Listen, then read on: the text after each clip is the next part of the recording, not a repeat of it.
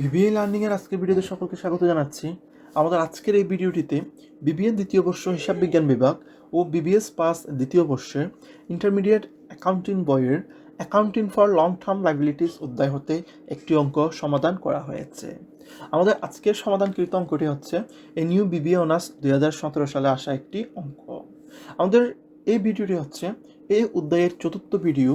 এর আগের তিনটি ভিডিওতে এই অধ্যায়ের বিগত সময়ে জাতীয় বিশ্ববিদ্যালয়ের বোর্ড কোয়েশ্চনে আসা অঙ্কসমূহ সমাধান করা হয়েছে।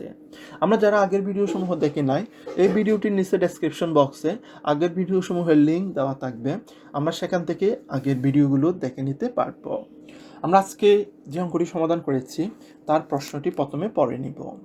On January 1, 2010, cookie company issued টাকা 2 lakh face value of 10% 5 years bond. তাহলে জানুয়ারি 1, 2010 সালে কুকি কোম্পানি 2 লক্ষ টাকা সমমূল্যের 10% সুদে একটি 5 বছর মেয়াদি বন্ড ইস্যু করেছে। তাহলে cookie company received cash of টাকা 2,16,221 a price that yield 8%।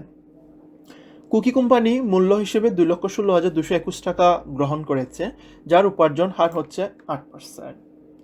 The bonds call for semi-annual interest payment and mature on December 31, 2040. এই বন্ডটিতে অর্ধবার্ষিক হারে সুদ প্রদান করতে হবে এবং এর মেয়াদ পূরণ হবে ডিসেম্বর 31, 2014 সালে।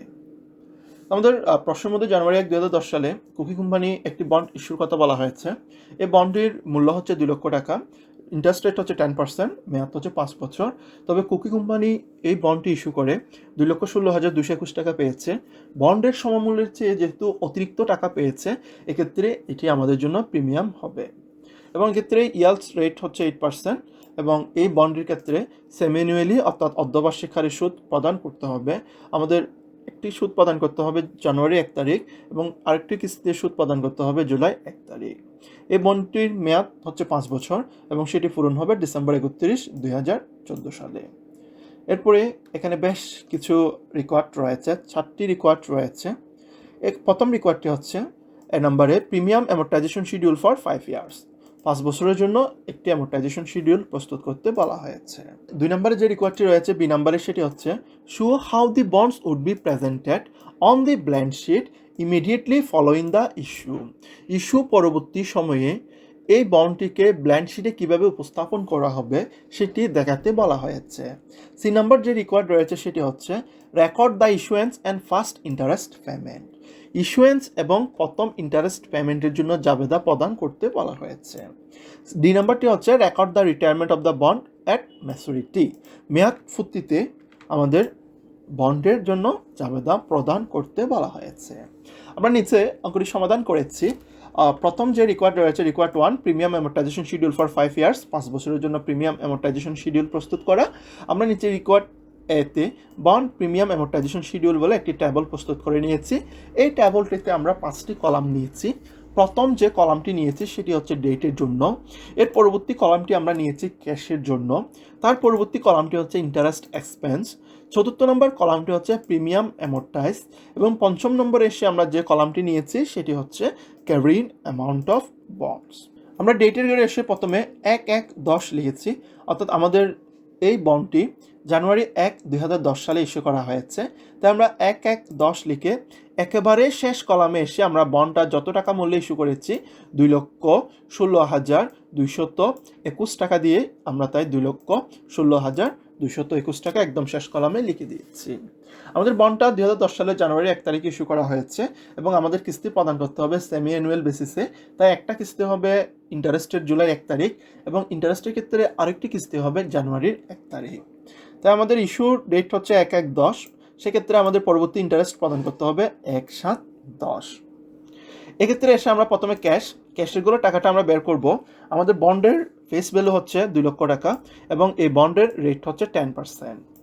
2 লক্ষ টাকাকে যখন আমরা 10% দিয়ে গুণ করব তখন 1 বছরের টাকা বের হয়ে আসবে, সেটি হচ্ছে 20,000 টাকা। আমাদের ইন্টারেস্ট যেহেতু সেমি অ্যানুয়ালি প্রদান করতে হবে, অর্থাৎ 6 মাস অন্তর অন্তর প্রদান করতে হবে, বছরে 2 বার, তাই সেটাকে আমরা 2 দিয়ে ভাগ করে 6 মাসের ইন্টারেস্ট বের করে নিব। 2 লক্ষ টাকার উপর 10% আসবে 20,000 টাকা, সেটাকে 2 দিয়ে ভাগ করলে 6 মাসের আসবে 10,000 টাকা। তো আমরা ক্যাশ বলে 10,000 টাকা লিখে দিয়েছি। আমাদের ক্যাশের যে 10,000 টাকা, এই টাকাটি আমাদের পরবর্তীতে 5 বছর, প্রতি বছরে যদি 2 বার করে ইন্টারেস্ট প্রদান করতে হয়, 10 বার ইন্টারেস্ট প্রদান করতে হবে, এবং এক্ষেত্রে প্রতি বছর এই টাকাটা 10,000 টাকা করেই হবে। এর পরবর্তীতে আমাদের যে ঘরটি রয়েছে সেটি হচ্ছে ইন্টারেস্ট এক্সপেন্স। ইন্টারেস্ট এক্সপেন্সের টাকাটা আমরা বের করেছি, এই যে এখানে 2,16,221 টাকা দিয়ে আমরা বন্ডটা ইস্যু করেছিলাম, এবং এখানে একটি ইয়েল্ড রেট রয়েছে, সেই ইয়েল্ড রেটটি হচ্ছে 8%। তাহলে আমরা 2,16,221 টাকা দিয়ে বন্ড ইস্যু করেছিলাম, এই 2,16,221 টাকাকে যখন আমরা 8% দিয়ে গুণ করব, তখন সেটা 1 বছরের ইন্টারেস্ট এক্সপেন্স আসবে। যেহেতু এটা সেমি অ্যানুয়ালি, তাই সেটাকে আমাদের 2 দিয়ে ভাগ করে সেমি অ্যানুয়ালিতে কনভার্ট করে নিতে হবে। এক্ষেত্রে 8,649 টাকা আসবে। তাহলে 10,000 টাকা থেকে 8,649 টাকা বিয়োগ করে দিলে প্রিমিয়াম অ্যামোর্টাইজের টাকা বের হয়ে আসবে 1,351 টাকা।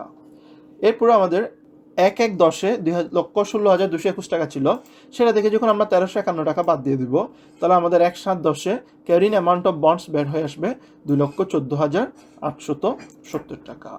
এরপর আমরা দ্বিতীয় ইন্টারেস্ট প্রদান করব, সেটি হবে 1/11। এক্ষেত্রে ক্যাশে 10,000 টাকা রয়েছে, এবং ইন্টারেস্ট এক্সপেন্সের টাকা বের করতে গেলে তার আগের ঘরে, অর্থাৎ ক্যারিং অ্যামাউন্টস অফ বন্ডসের ঘরে যে টাকাটা রয়েছে 2,14,870 টাকা, সেটার উপর 8% বের করে সেটাকে 2 দিয়ে ভাগ করতে হবে।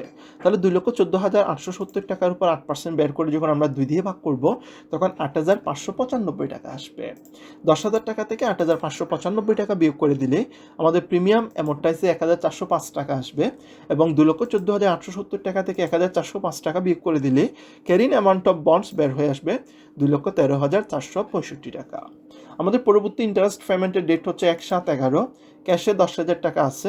এরপরে ইন্টারেস্ট এক্সপেন্সের টাকাটা বের করতে হবে 2,13,465 টাকা, অর্থাৎ উপরের ঘরে ক্যারিং অ্যামাউন্ট অফ বন্ড যেটা রয়েছে সেটাকে 8% দিয়ে গুণ করে 2 দিয়ে ভাগ করে। তাহলে এভাবে করলে আমাদের এক্ষেত্রে 8,539 টাকা বের হয়ে আসবে। 10,000 টাকা থেকে 8,539 টাকা বিয়োগ করে দিলে 1,461 টাকা আসবে।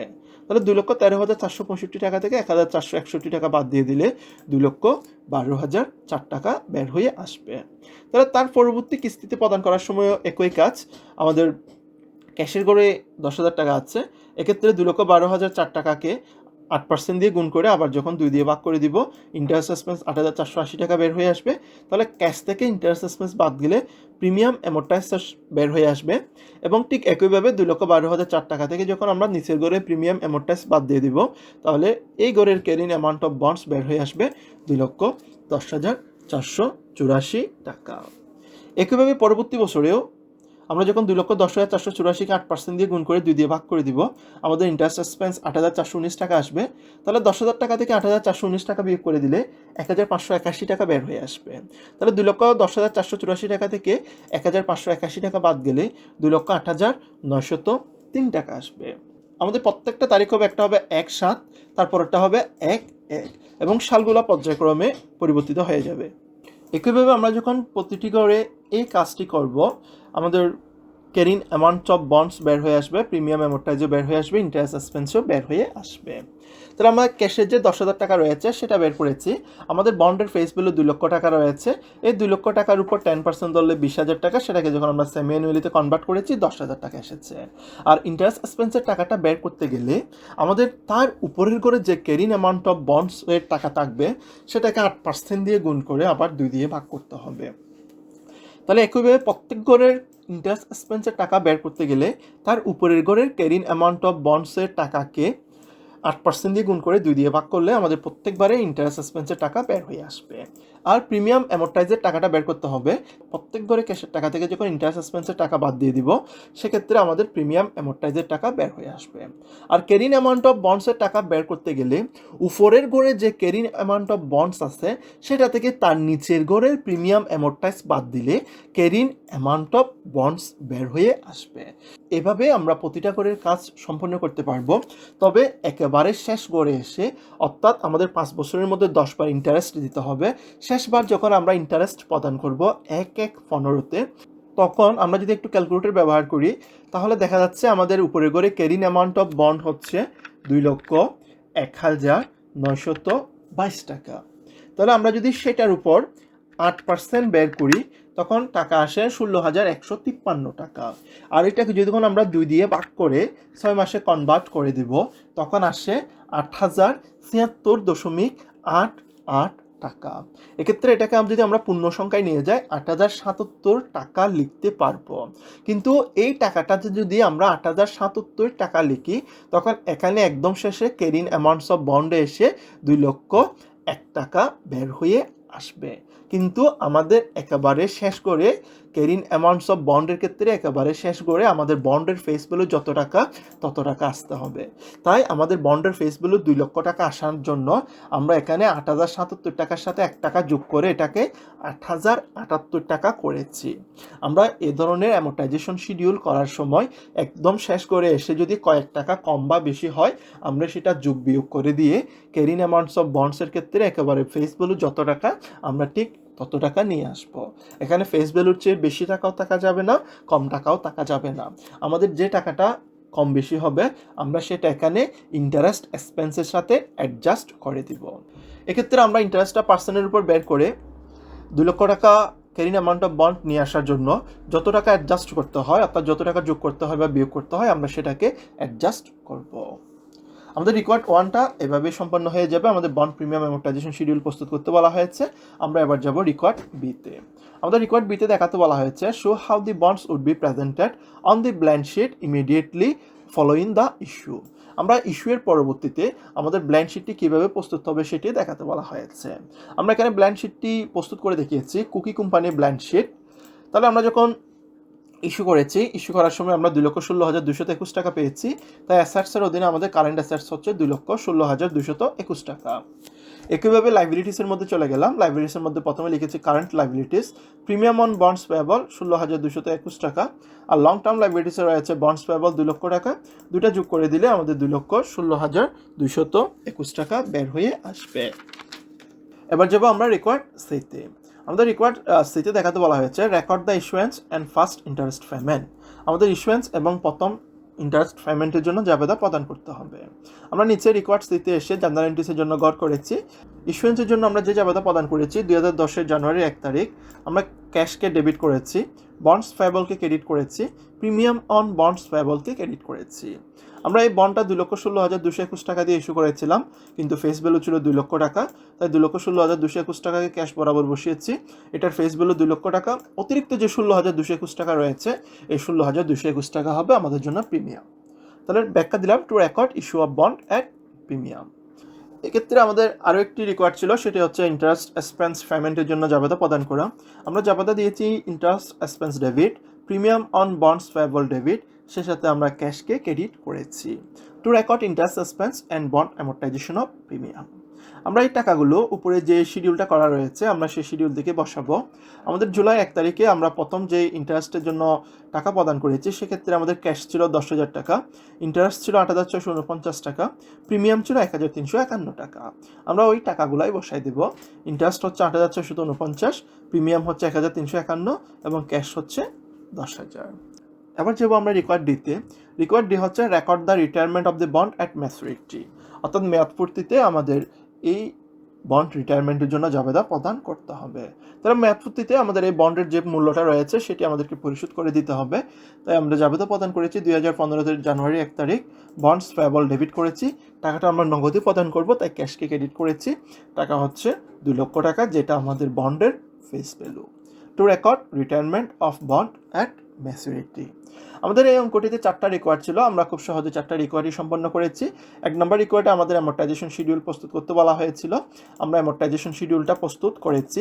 অ্যামোর্টাইজেশন শিডিউল প্রস্তুত করতে গেলে আমাদের তারিখগুলো 6 মাস অন্তর অন্তর হয়েছে, যেহেতু আমাদের কিস্তিগুলো সেমি অ্যানুয়ালি প্রদান করতে হবে। এরপরে ক্যাশের টাকাটা আমরা বের করেছি, 2 লক্ষ টাকা হচ্ছে আমাদের বন্ডের ফেস ভ্যালু, সেটার উপর 10% এবং সেটাকে সেমি অ্যানুয়ালিতে নিয়ে গেলে 10,000 টাকা। আর ইন্টারেস্ট এক্সপেন্সের টাকাটা বের করেছি আমরা উপরের করে যে ক্যারিং অ্যামাউন্ট অফ বন্ড ছিল সেটার উপর 8% বের করে আবার সেটাকে 2 দিয়ে ভাগ করে। আর প্রিমিয়াম অ্যামোর্টাইজের টাকাটা বের হয়েছে ক্যাশের টাকা থেকে ইন্টারেস্ট এক্সপেন্সের টাকা বাদ দিয়ে। এভাবে করে গেলে আমাদের একদম শেষ করে এসে ফেস ভ্যালুর টাকাটা বের হয়ে আসবে। এরপরে রিকোয়ার্ড বিতে আমাদের ব্ল্যাঙ্ক শিট দেখাতে বলা হয়েছিল, ইস্যু পরবর্তী সময়ে সেটাও দেখিয়েছি। রিকোয়ার্ড সিতে জার্নাল এন্ট্রি দিতে বলা হয়েছিল, একটা হচ্ছে ইস্যুয়ের জন্য আরেকটি হচ্ছে ইন্টারেস্ট এক্সপেন্সের জন্য, সেটাও প্রদান করেছি। আর রিকোয়ার্ড বিতে আমাদের রিটায়ারমেন্টের সময় এটা পেমেন্টের বন্ড পেমেন্টের জাবাদা দিতে বলা হয়েছিল, আমরা সেটাও প্রদান করেছি।